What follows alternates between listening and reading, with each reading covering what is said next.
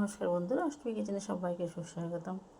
আজ আমি বানালাম একটা ভালো রেসিপি। নবরাত্রিও চলছে আর ঘরে অনেক ধনেপাতা আছে, তো ভাবলাম একটা ধনেপাতার কিছু একটা বানাই। ধনেপাতার পুরি করে ফেললাম দুপুরবেলা আলুর দম সঙ্গে। ছোটো ছোটো আলু প্রচুর নিয়ে এসেছি বাজার থেকে। 3 কিলো আলু কিনেছি, তার দাম বোধ হয় 15 টাকা একসাথে। তো পেয়ে গেছি, নিয়ে নিয়েছি। এবার ধনে পাতাগুলো ভালো করে বেছে পরিষ্কার করে ডান্ডা সমেতই একদম গরম জলে, ফুটন্ত জলে দিয়ে একটু ফুটিয়ে নিয়েছি, কারণ তাতে খুব ভালো 2-3 বার করে আলাদা করে আগে ধুয়ে নিয়েছিলাম।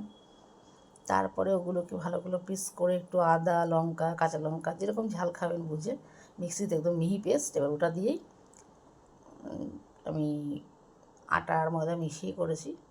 আটা দিয়ে শুধু করলেই ভালো হয়, ময়দা তো একদমই হেলথের জন্য ভালো নয়।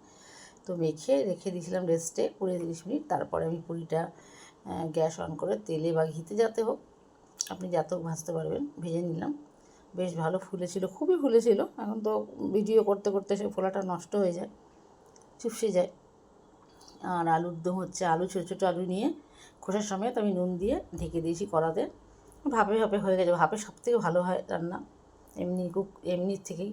তো আলুটা ফটাফট হয়ে গেছে। আমি এবার খোসা ছাড়িয়ে আর তেজপাতা, জিরে, একটু ঘি, তেল সব মিশিয়ে দিয়ে গরম মশলা, খাড়া গরম মশলা যেটা দিয়ে ভালো করে আলুটা নেড়ে এবার ওর মধ্যে আমি কী দিয়েছি, এর মধ্যে টমেটো বাটা, আদা বাটা, জিরে বাটা, একটু বেসন গুঁড়ো সব দিয়ে নেড়ে তারপরে জল দিয়েছি। তো মাখা মাখা হয়েছে, খুব টেস্ট হয়েছে খেতে, খুব সুন্দর হয়েছে। ধনেপাতার লুচি সত্যি দারুণ লাগে খেতে। শরীর হেলথের জন্য ধনেপাতা তো খুবই ভালো।